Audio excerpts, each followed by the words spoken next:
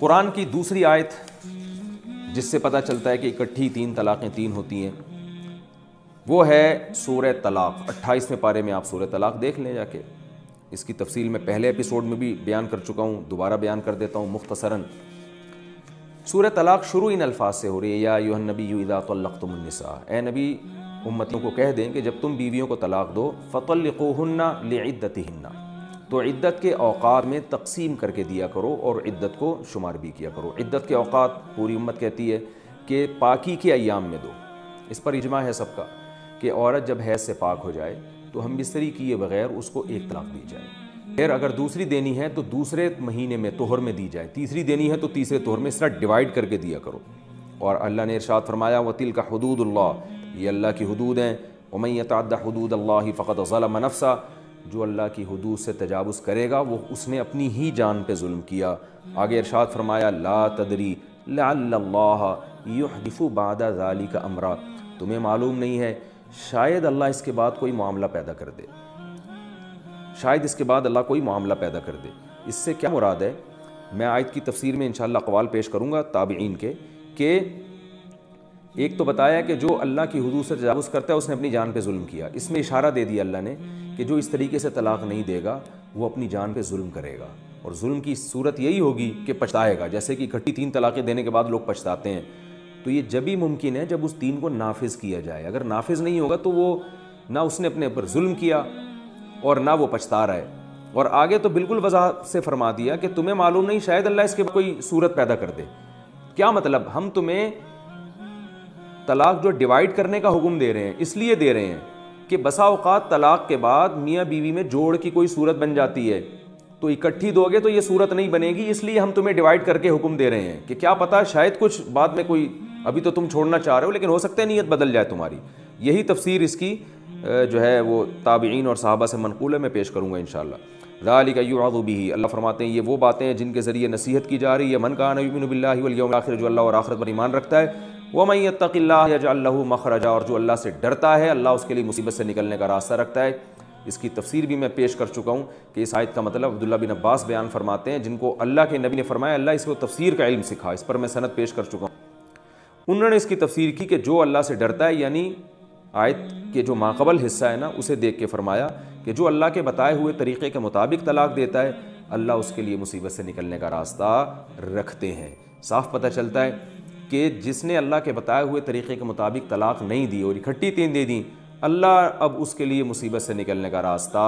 نہیں رکھتے۔ یاد رکھیں جب اللہ نے راستہ نہیں رکھا تو کسی مفتی کو یہ ہمت نہیں ہونی چاہیے کہ وہ طلاق دینے والے کے آنسوؤں سے پہ ترس کھا کے اس کے لیے مصیبت سے نکلنے کا راستہ پیدا کر دے اور کہہ دے کہ یہ 1 طلاق ہوئی ہے۔ اتنی واضح آیتوں کے بعد بھی میں کہتا ہوں کہ ٹھیک ہے جن بڑے اکابر سے غلطی ہوئی ہو گئی، ان سے ہم ان کی نیتوں پہ شبہ نہیں کرتے، لیکن آپ خدا را ہوش نہ کھول لیں۔ ایک حلال ایک حرام فرض کو آپ کس جرت اور دلیری کے ساتھ آپ حلال کر رہے ہیں، اور کتنی دیکھیں گے طلاق کے حکام قرآن میں جہاں بھی بیان کیے ہیں نا اس میں اللہ نے یہ بھی فرمایا لا تتخذوا آیات اللہ ہزوا، اللہ کے ان احکام کو مذاق نہ بناؤ، تمسخر نہ بناؤ، ان کو سنجیدگی سے لو۔ تو آپ کیسے یعنی کہ کبھی یہ فتویٰ کبھی وہ فتویٰ، کبھی سعودی عرب کی عدالتوں میں عجیب کام ہو رہا ہے، عدالت یہ فتویٰ دے رہی ہے کہ 3 ہوتی ہیں، بعض مفتی یہ فتویٰ دے رہے ہیں کہ 3 1 ہوتی ہے، ایک تماشا بن گیا طلاق کے حکام۔ تو عدالت جو ہے نا وہ خود کہہ دیتی ہے کہ جاؤ مفتیوں سے جا کے فتویٰ لے لو، کورٹ کا فیصلہ الگ ہے، چند مفتیان کرام کا فیصلہ الگ ہے، تو یہی تو ہے طلاق کے حکام کو مذاق بنانا، میں سمجھتا ہوں۔ تو اس سے اس جرت اور دلیری سے بچنا چاہیے، اتنی واضح احکام ہیں۔ تو اس بارے میں جو ہم محدثین سے جو کچھ سنتے ہیں جو اس آیت کی تشریح میں، وہ انشاءاللہ میں آپ کو بتا دیتا ہوں۔ پہلی بات تو یہ کہ یہ جو مذکورہ آیت ہے نا، بڑے بڑے محدثین نے، شارحین نے، مفسرین نے کہا ہے کہ یہ بالکل صریح آیت ہے اس بارے میں کہ اکٹھی 3 دے دیں تو وہ واقع ہو جائیں گی۔ علامہ قرطبی رحمہ اللہ تعالیٰ اس آیت کے تحت فرماتے ہیں لا تدری لعل اللہ یحدث بعد ذلک امرا، یہ جو اللہ نے فرمایا کہ شاید اللہ اس کے بعد کوئی صورت پیدا کر دے، کہتے ہیں الامر الذی یحدثہ اللہ ان یقلب قلبہ من بغضها الی محبتها، وہ امر جو اللہ پیدا کرے گا وہ یہ ہے کہ اللہ شوہر کے دل میں عورت کی نفرت کے بعد محبت پیدا کر دے گا۔ وَمِنَ الرَّغْبَةِ عَنْهَا إِلَى الرَّغْبَةِ فِيهَا، پہلے شوہر اس سے ہٹ رہا تھا، اب شوہر کے دل اس کی طرف مائل ہونا شروع ہو جائے گا۔ وقال جمیع المفسرین، فرماتے ہیں کہ یہ تمام مفسرین یہ کہتے ہیں اراد بالامر ہونا الرغبۃ فی الرجعہ، تمام مفسرین اس آیت کی یہ تفسیر کرتے ہیں کہ اللہ نے جو فرمایا کہ تین اکٹھی نہ دیا کرو، غیر شرعی نہ دیا کرو، شاید اللہ اس معاملے میں کوئی صورت پیدا کر دے، تو اس صورت سے مراد کیا ہے؟ الرغبۃ فی الرجعہ، تمہارے دل میں رجوع کی رغبت پیدا کر دے گا۔ تو ومن القول التحریض علی طلاق الواحدۃ والنہی عن الثلاث، اور اس میں ایک طلاق دینے کی ترغیب ہے کہ اگر دینی ہو تو صرف ایک دینا ہے، اور تین سے روکا گیا ہے۔ تو اس سے فرماتے ہیں، اور حقیقت یہ کہ اس آیت کا اس کے علاوہ کچھ مطلب بنتا نہیں ہے، اگر ہے تو ہمیں بتایا جائے کہ اس کا آیت کا اور کیا مطلب بنتا ہے۔ پھر وہ آگے چلتے ہیں ہم،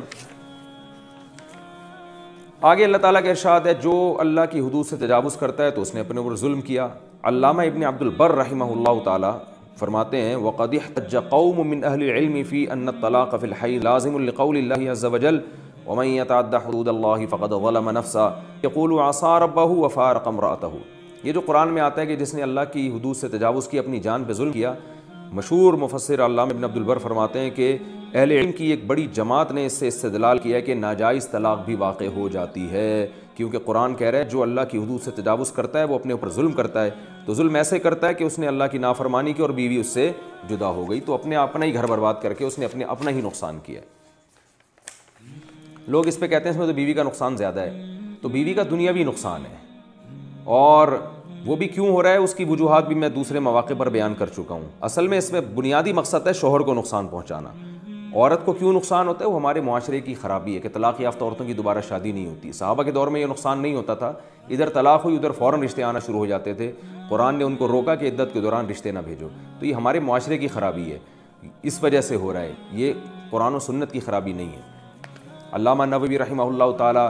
صحیح مسلم کے مشہور شارح ہیں، جن کی سب سے زیادہ مسلم کی شرح انہی کی پڑھی گئی ہے پوری دنیا میں، عرب و عجم میں ان کا بڑا نام ہے۔ وہ فرماتے ہیں وَاحْتَجَّ الْجُمْهُورُ بِقَوْلِهِ وَمَن يَتَعَدَّ حُدُودَ اللَّهِ فَقَدْ ظَلَمَ نَفْسَهُ لَا تَدْرِي لَعَلَّ اللَّهَ يُحْدِثُ بَعْدَ ذَلِكَ أَمْرًا۔ فرماتے ہیں جمہور علماء نے اس آیت سے استدلال کیا ہے تین طلاقوں کے تین ہونے پر، اور جمہور اس لیے کہہ رہے ہیں کہ علامہ نووی کے دور میں مسئلہ اختلافی تھا، لیکن حقیقت ہے کہ صحابہ کے دور میں اختلافی نہیں تھا، اس لیے اجماعی مسئلہ ہے۔ جن علماء نے اس کو جمہور کا موقف قرار دیا وہ اس اپنے زمانے کے لحاظ سے، لیکن صحابہ کے دور میں اجماع تھا، تابعین کے دور میں اجماع تھا۔ جب ایک مسئلہ مرتبہ کسی مسئلے پر اجماع ہو جائے تو پھر اس کی مخالفت جائز نہیں ہوتی۔ فرماتے ہیں اس آیت سے استدلال کیا ہے کہ تین ہوتی ہیں، اور دلیل یہ ہے کہ جو اللہ کی حدود سے تجاوز کرتا ہے اس نے اپنی جان پہ ظلم کیا، تو میں معلوم نہیں کہ اللہ تعالیٰ اس کے بعد کوئی معاملہ پیدا کر دے۔ تو فرماتے ہیں اس آیت کی تفسیر میں اس کا مطلب یہ ہے ان المطلق قد يحدث له ندم فلا يمكنه تداركه لوقوع البينونة، کہ طلاق دینے والا بسا اوقات اس کو ندامت ہوتی ہے، لیکن طلاق واقع ہونے کی وجہ سے اس کی ندامت کی تلافی نہیں ہو سکتی۔ آگے علامہ نووی فرماتے ہیں فَلَوْ كَانَتِ الثَّلَاثُ لَا تَقَعْ لَمْ يَقَعْ طَلَاقُهُ هَذَا إِلَّا رَجْعِيًّا فَلَا يَنْدَمْ، اگر یہ تین طلاقیں واقعی نہ ہوتی تو اس کی طلاق تو صرف ایک رجعی ہوتی، تو اس کو ندامت کی ضرورت کیا تھی؟ تو یہ تشریح سب یہی تشریح کر رہے ہیں اس کی، اور حقیقت یہ ہے کہ اس کے علاوہ کوئی اور تشریح اس کی بنتی نہیں ہے۔ آگے الفاظ ہیں وَمَن يَتَّقِ اللَّهَ يَجْعَل لَّهُ مَخْرَجًا، جو تقوی اختیار کرتا ہے اللہ اس کے لیے مصیبت سے نکلنے کا راستہ رکھتے ہیں۔ تو اس کا بھی یہی مطلب بیان کیا جاتا ہے کہ جو شریعت کے مطابق طلاق دے گا اس کے لیے تو مصیبت سے نکلنے کا راستہ ہے، جو غیر شرعی طریقے سے دے گا اس کے لیے کوئی مصیبت سے نکلنے کا راستہ نہیں ہے۔ اور وہ عبداللہ ابن عباس رضی اللہ تعالیٰ عنہ کا فتویٰ ہے جو میں پڑھ کے سناتا ہوں، وہ اس آیت کا یہی مطلب لیا کرتے تھے۔ اور عبداللہ بن عباس کے بارے میں نبی نے فرمایا اللہم فقہہ فی الدین علمہ التاویل، اے اللہ اس کو دین میں سمجھ عطا فرما اور اس کو قرآن کی تفسیر کا علم سکھا۔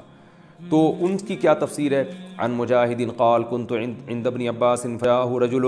فقال انه طلق امرأته ثلاثا قال فسكت حتى ظننت انه رادها اليه ثم قال ينطلق احدكم فيركب الحموق ثم يقول يا ابن عباس وان الله قال ومن يتق الله يجعل له مخرجا وانك لم تتق الله فلم اجد لك مخرجا عصيت ربك وبانت من امرأتك وان الله قال يا ايها النبي اذا طلقتم النساء۔ حضرت یہ ابو داؤد کی حدیث ہے، حدیث نمبر 2197، بخاری مسلم کی شرط پر اس کی سند ہے اور اس کو کوئی بھی ضعیف نہیں کہتا، اہل حدیث بھی مانتے ہیں اس حدیث کو کہ صحیح ہے۔ حضرت مجاہد فرماتے ہیں میں عبداللہ بن عباس کے پاس بیٹھا ہوا تھا، ایک شخص آیا اور اس کہا کہ میں نے 3 طلاقیں دے دی ہیں۔ حضرت عبداللہ بن عباس خاموش ہو گئے، ہمیں خاموشی کو دیکھ کر لگا شاید یہ لوٹا دیں گے، لیکن پھر عبداللہ بن عباس نے سر اٹھا کر فرمایا تم میں سے ایک شخص نکلتا ہے، حماقت پہ سوار ہوتا ہے، پھر آ کے ابن عباس کے سامنے چیختا ہے اور کہتا ہے اے ابن عباس، اے ابن عباس، حالانکہ اللہ تو فرماتے ہیں وَمَن يَتَّقِ اللَّهَ يَجْعَل لَّهُ مَخْرَجًا، جو اللہ سے ڈرتا ہے اللہ اس کے لیے مصیبت سے نکلنے کا راستہ رکھتے ہیں۔ پھر فرمایا اِنَّكَ لَمْ تَتَّقِ اللَّهَ، تو چونکہ اللہ سے نہیں ڈرا ہے، فَلَمْ أَجِدْ لَكَ مَخْرَجًا، میں تیرے لیے مصیبت سے نکلنے کا راستہ نہیں پاتا۔ عصیت ربک، تو نے اپنے رب کی نافرمانی کی ہے، وبانت منک امرأتک، تیری بیوی تجھ سے جدا ہو گئی۔ وَإِنَّ اللَّهَ قال، پھر دلیل میں قرآن کی آیتیں پڑھی، یا ایھا النبی اذا طلقتم النساء فطلقوهن لعدتهن، اے نبی مومنین کو کہہ دیجئے کہ جب طلاق دیا کرو تو عدت کے اوقات میں تقسیم کر کے دیا کرو۔ بتاؤ اس کے بعد بھی اس آیت کی کوئی اور تفسیر آپ کرو گے؟ اتنی واضح عبداللہ بن عباس سے مروی ہے، اور حقیقت یہ کہ ترجمہ بھی اگر آپ لفظی کر لو تو اس آیت کا اس کے علاوہ کوئی مطلب بنتا ہی نہیں ہے۔ یہ تو ہم عبداللہ بن عباس کے قول صرف تائید کے لیے پیش کر رہے ہیں اور مزید تقویت کے لیے پیش کر رہے ہیں آپ کے سامنے۔ تو اس آیت سے بھی صاف پتہ چلتا ہے کہ غیر شرعی طریقے سے اگر 3 طلاقیں دی جائیں تو وہ